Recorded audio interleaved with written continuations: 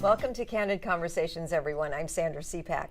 On today's program, we're going to be talking about the importance of voting and running for elected office. Women have had the right to vote for almost 100 years, yet many don't want to register to vote or simply just don't have their vote count. But voting for women is especially important when it involves changes in policies that affect you and your family. You can make all the difference by casting your ballot. Better yet, maybe you can become the example to follow and run for public office. We're going to be talking about that and more with our guest today, Raquel Beltran, Executive Director of the League of Women Voters here in LA, and also the Mayor of Santa Monica, Pam OConnor. Both will share their thoughts about voting and women serving as elected officials. Right now, though, let's open our discussion up with my co-host, Becky Lantry, and also Dina Diamond. Hello, ladies. We need more women in politics and running for office and being involved in government, and especially voting. We do. Well, there's so many different ways to participate. I volunteer and I work at the polls, and I've been doing that for years, and just goes to show that anyone could do it. If a blind chick can do it, anybody can get out there and do it and do their civic duty. But I've noticed a lot there, mostly apathy. A lot of people don't show up to vote, which is very sad, except at the primary between Obama and Hillary. Wonderful turnout, especially older women. And I spoke to a woman who was 105. She was so excited. Wow. She remembers the day when she was not allowed to vote. Wow. And now she had the chance to vote for a woman, for president. She was so excited, and I was just tickled to watch her. She brought her ballot up there and she put it in the box, and I thought, this might be the only time in her life she's going to have the opportunity to vote for a woman. Right. I was so wrong, because a minute later she got to do it again because she actually forgot to punch the president box on her ballot. We got another chance. So she did get another chance. But that was such a magical day to see people finally excited about voting, especially women. Well, you know, the strange thing about women and voting and women running for office is that we never thought we could do it, and for some reason in the back of some women's minds it's that, oh no, I can't do that. Well, I'm here to tell you that I can do all of that. So running for office or voting, whatever it takes, we can do it. How do we encourage more women, though? I think that's the key here. We have to encourage more to get involved. There are things like Emerge America, Ready to Run, Project 2012 was actually a good one, where they actually encourage women to run for office. They actually help them to understand all the little steps that they're going to have to take to get there. But it starts by getting women excited to vote. We have Take Our Daughters to Work. Why don't we have Take Our Daughters to Vote? Right. Why mothers need to really, starting at a young age, and get them excited about that process of going in there, pulling the handle, pushing the button, poking the ballot, whatever it is. Right. And I think that's important. I think the schools are doing a little bit more, to encourage that with kids. They're teaching them what voting is all about and how the differences are made down the road. But I think you're right. I think we have, as women, we have to be more accommodating to teach our kids that. Because too many young women, especially, say, I'm not going to vote. It's not going to count. It doesn't matter. But we see that. But we see that on these major elections. Right. It's decided by 500 votes. Right. If 500 people said, "Well, my vote doesn't count," right? Well, I know at Santa Monica College they actually have their students interact with registering women to vote, or registering the voters in itself, and there were more women or female participation in learning how to register voters than there were males. That's fantastic. That's good. Really fantastic. I hope that continues. But I think if we all take a personal responsibility for the next election to go out there and lead by example, we'll start making a difference. Right, and I don't think it needs to be a major, type of political arena, that it has to be a presidential election or anything like that. I think it needs to be at any election. I mean, many people just say, oh, well, it's only for that, forget it, I'm not going to go. Yeah, and that's the sad part, is that, for the smaller elections, you don't get the biggest turnout, you get the smallest one. That's right. But for the bigger election, you get a lot of people that show up. Well, we're going to talk more about all of that today. We're going to take a short break, and we're going to be right back after this with our first guest, Raquel Beltran. So stay with us. I thought I was all thumbs. Turns out they're green. It feels good to focus on others. My tax preparation skills are appreciated, and I don't have to wear a tie. Nothing beats a great hand except lending one. Be a wise volunteer. Support seniors in maintaining balanced lives. Visit wiseandhealthyaging.org or call 310-394-9871. I thought I had everything under control. Then, one day, something happened. I didn't know how to stop it. I didn't know there was help. Until someone told me. Providing access to justice, the Legal Aid Foundation of Los Angeles can help with domestic violence issues, eviction defense, government benefits, immigration, and other civil legal issues. Hello and welcome back. Our guest today is Raquel Beltran, Executive Director of the League of Women Voters here in LA.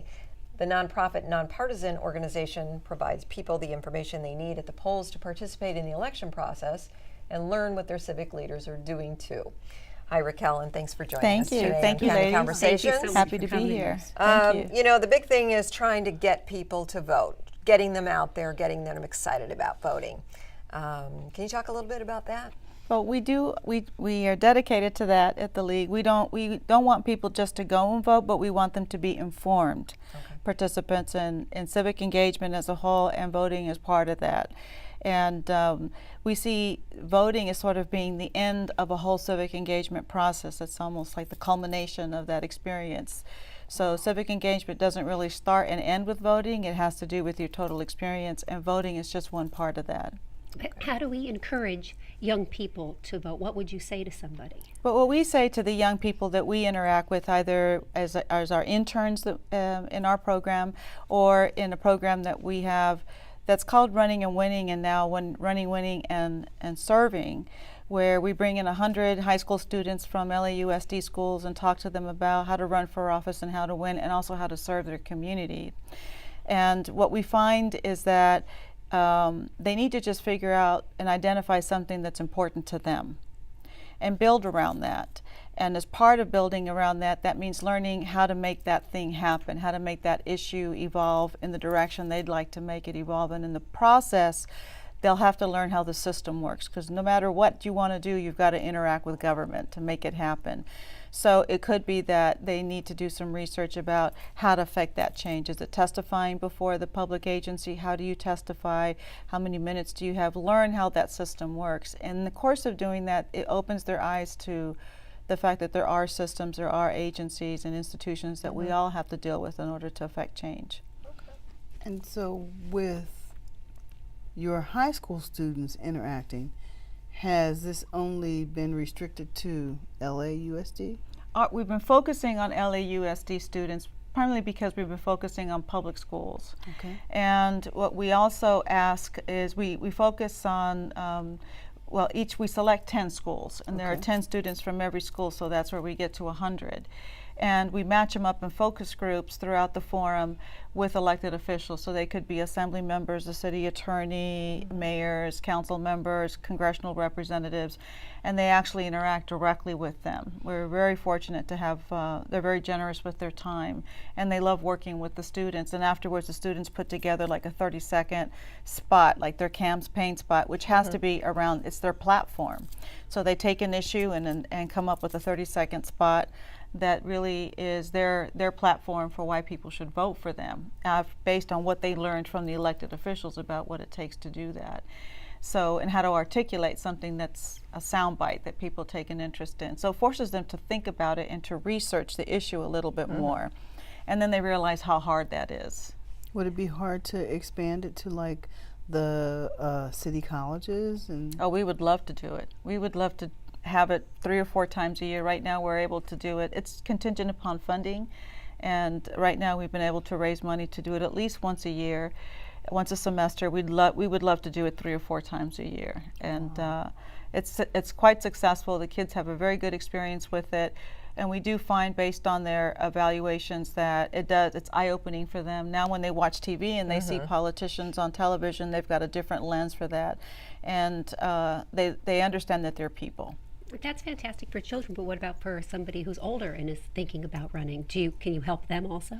Well, our experience is that for adults that are looking to get into political life and actually run for office, the League is a great place. It's a great foundation because most people really don't understand how government works, and we do have tools that are available to help people understand just the fundamentals of how government works. If more even elected officials had a sense of how the agency they got elected to worked, they would have a better understanding of how to make it function better and what their role is and how to affect change. There are certain things that there are do's and don'ts when you are in an elected office, particularly at a local level. If you have a city manager form of government, they're the ones that run the city, you don't. And you work through that one person that's technically your only employee. So understanding that so that you don't violate your charter is important and get yourself into trouble. And working with the staff in order to affect that change can be really important. And that's a lesson learned. I think one thing that's really crucial is getting more women involved, which of course with the League of Women Voters, how do you do that? I mean, how do you to the extreme of getting women out there in office? We don't have a lot of women in office. Right now we have one woman on the city council, right? And I think since 1915 we've had a total of 10 women serving on the city council for the city of Los Angeles. Right. And I think that constantly allowing women to see themselves in leadership positions as role models is significant.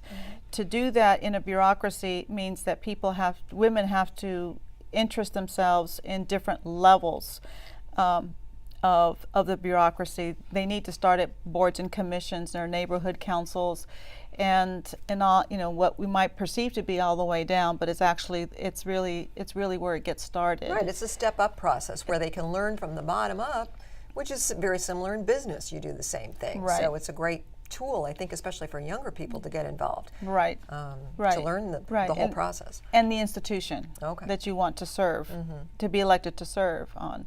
And there are different ways to accomplish that. So certainly being an observer, sitting in council meetings, seeing how what the interaction is, particularly if you have an issue that you're interested in, which department is related to that issue that you're concerned about. Learn who the players are, what their role is, how it's structured, and how it governs and makes decisions.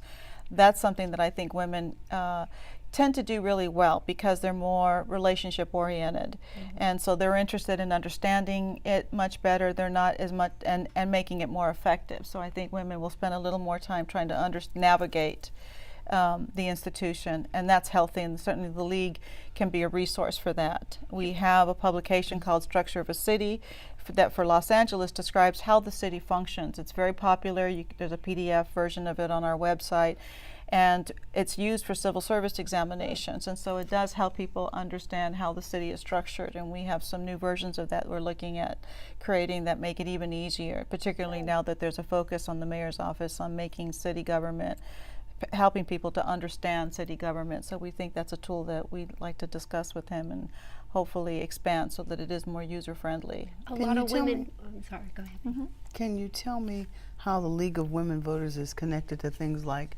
Emerge America, Close the Gap, Ready to Run? Right. Well, one of the things about the League is that because it's nonpartisan, we never endorse or oppose candidates. We aren't directly involved in political campaigns or launching people into office.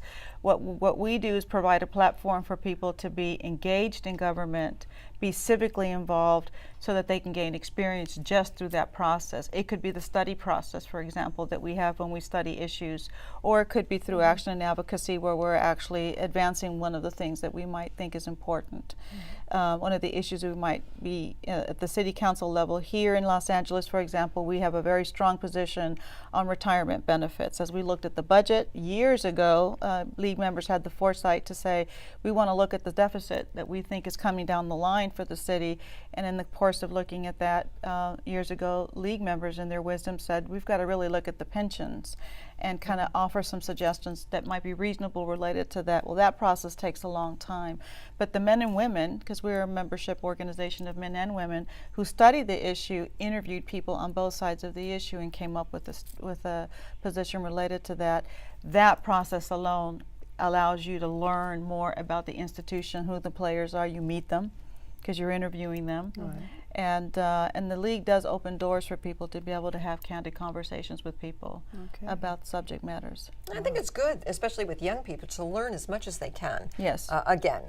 Learning and knowing what the government does all around for you, and what you can do for the government too, really makes a big difference. And I think the information that you provide certainly gives everybody a head start. It does, and I'm remembering a conversation last Thursday at a candidate forum in Bell Gardens that we administered. And Bell Gardens, the city hadn't had a candidate forum, I think, for over 15 years. Wow. So afterwards, there was a young woman, probably in her mid-20s, that was wanting to talk with us about engagement, and was talking about all the things that she's involved with. And we ended up saying to her, you may want to reduce the number of things that you're she was very excited and kind of wanted to impress us about all the things she was doing. We said, just pick a couple things, make it manageable, make it something that you can feel good about. Don't neglect your family in the process. Women, we're challenged with that, and even men also, are statistically concerned about balancing family and life. Your family's got to come first. So just pick something that's manageable,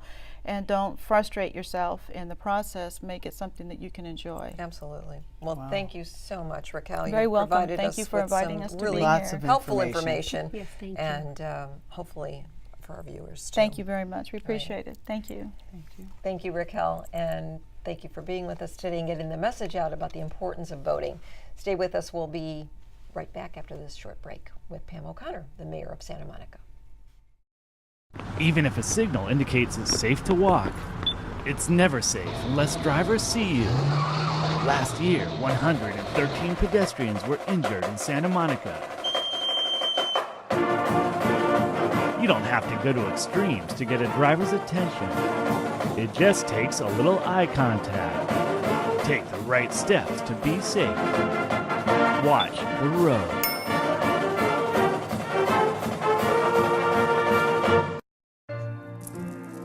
Who do you think you are? I'm Mommy. You eat this. I'm Mommy. We have so much to do today, Joanne. Don't you think you should pay more attention to the road? No, because I'm Mommy. What could possibly be so important that it's worth your life? The Santa Monica Fire Department wants you to keep the road safer. Don't text and drive. Put it down. Welcome back.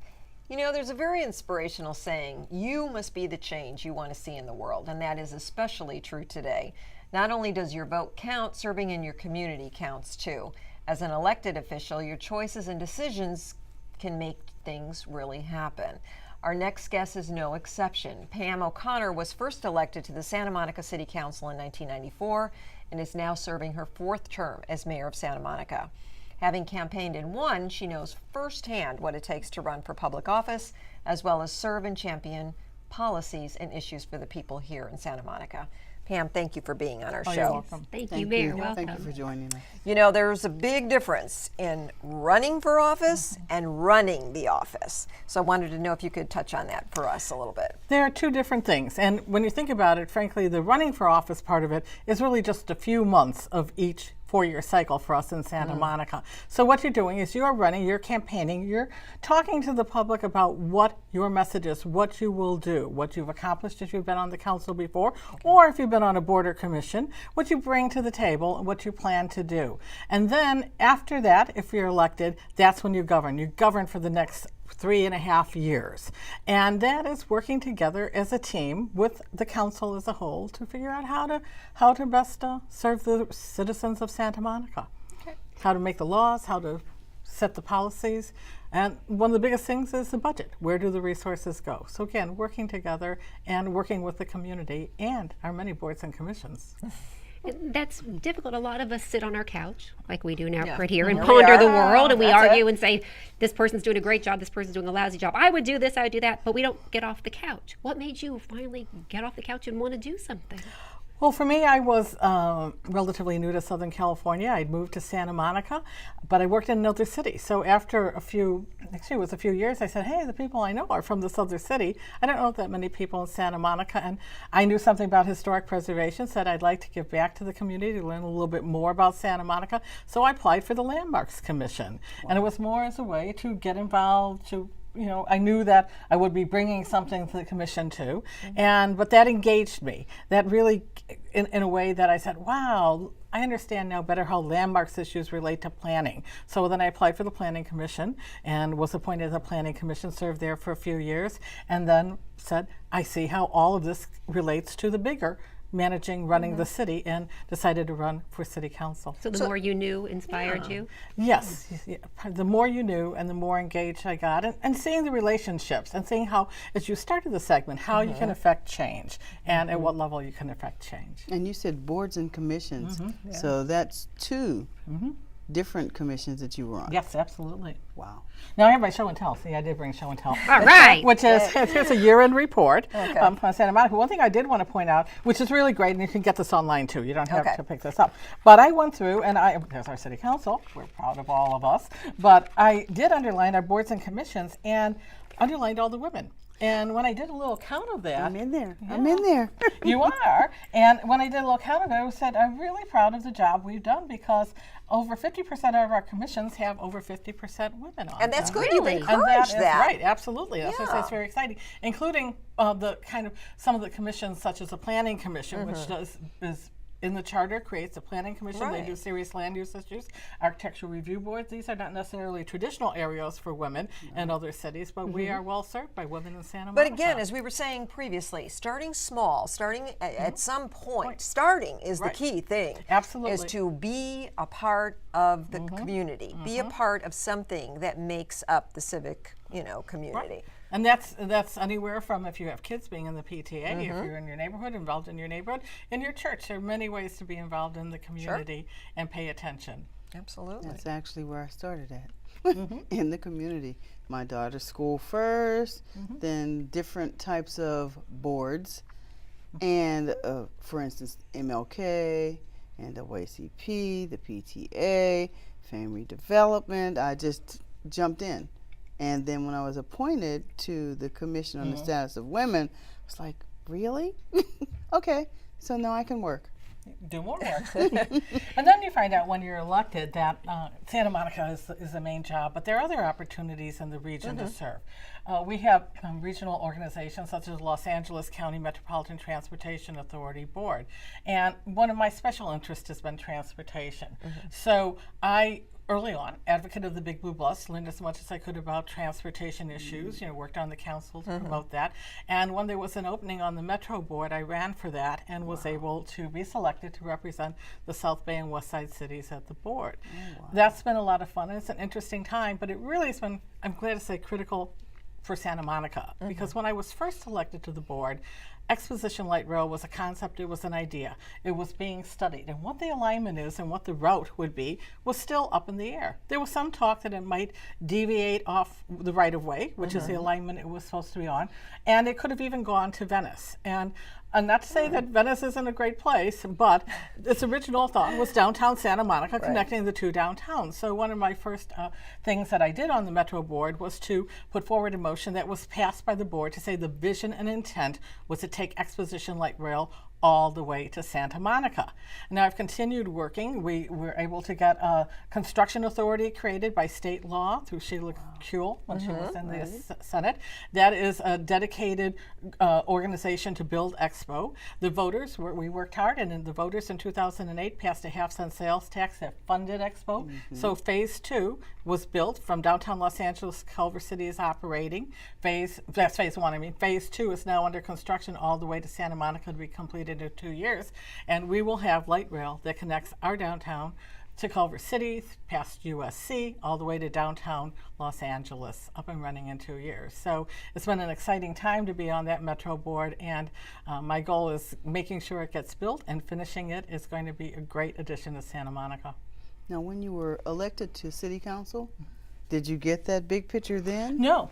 Again, following the path of what you're interested in, transportation was one of the areas I was especially interested in. So as I learned more about that, that's when I learned more about how not only does the Big Blue Bus work, and we, the City Council, sit as the board for the Big Blue Bus, one of 16 municipal operators in the county, but also then learned about what LA County Metro does and how that operates. And actually, I did put my name forward and ran for that position and did not get it. Okay. Yeah, but then again, I did that because I was testing the waters, learning the process. 2 years later, the seat opened up. I ran again, and I was elected to it by the West Side and South Bay Cities. Well, so that's good that you didn't give so, up. So no, sometimes that's what I'm saying. Yeah. Sometimes you do need to take that risk to say, I'm interested. I'm going to do it. I'm going to put it out there that I want to do it, and be persistent. But now that you are mayor, and that's a tough job because you got to make a lot of people happy, and you can't always do that. No, you can't.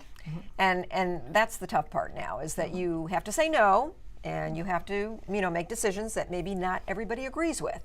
How do you handle that? Well, you do that the day you're elected to council. Okay. You do that because the first day you're elected to council, in your first meeting, you're going to have things to vote on. And I guarantee in that first meeting, you're going to disappoint somebody who was your supporter. Oh, sure. Because you don't agree with your husband, you don't agree with your kid, on every issue. So what it is finding your way to listen to what people are saying, to look and read the materials, to understand and analyze what you're hearing, and then when you make that decision, do it based on not just what you believe in your heart, but both the analytics and what guides you. What you think is the right decision. You will disappoint someone, and it's not it's not about emotion. It's really saying, this is why I voted this way, and then you move on to the next item. I think it's good though because you have to learn to stand strong for what you believe in, and that's why you ran for office. You believed in certain things, and now you have to bring them forth.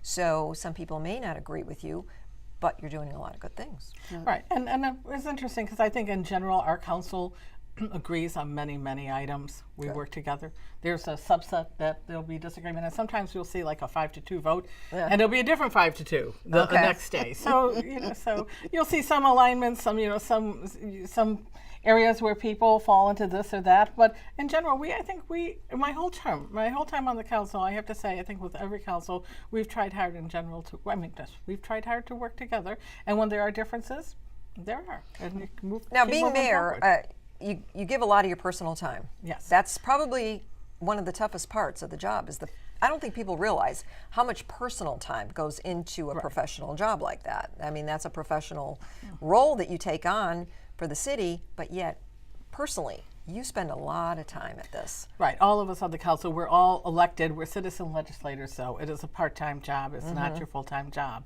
Unless you have money or income from some other source, most of us are working at other jobs or the day job. So you're doing this in addition to that. So all of us do give up some of our personal time, but then I'd say folks on boards and commissions are making that volunteer effort too. And while if you want to be on the city council, it's a bit more time. The meetings are long, they're regular, there are other demands on your time, but yet you can be involved at any stage of your life at a board or commission, and it could be a board that meets once a month. There are different ways to get involved with what time you do have to donate. Real quick, what's the best part and what's the worst part about The best part is being with you guys. No. The best part, and by being mayor, you represent the city at ceremonial functions, and that's where there's often a lot of joy. Although sometimes, as with the tragic shooting in Santa Monica, there are times where we have to, lead and get the city and get ourselves through those hard times. Right. So, but more often than not, there's a lot of joy to it, and it's you brought a lot of great changes fun. here, a lot of great changes, and we're very proud of the work that you've done here. And we want to thank you so much for being with us today. Oh, you're welcome. You've been a great addition to our show. So I'd like to thank both of our guests today, Raquel Beltran, Executive Director of the League of Women Voters here in LA, and also Pam OConnor, the Mayor of Santa Monica, for joining us on our show and encouraging us all to vote and participate in government. Your vote creates change and new beginnings. Be the example to your children in their future with your choices. Each generation can get inspired to make a promise of a better tomorrow. So remember, by voting and even running for office, you can make all the difference. So what are you waiting for? On behalf of my co-hosts, Becky Lantry and Dina Diamond, I'm Sandra Seapack. Thank you for joining us on Candid Conversations today.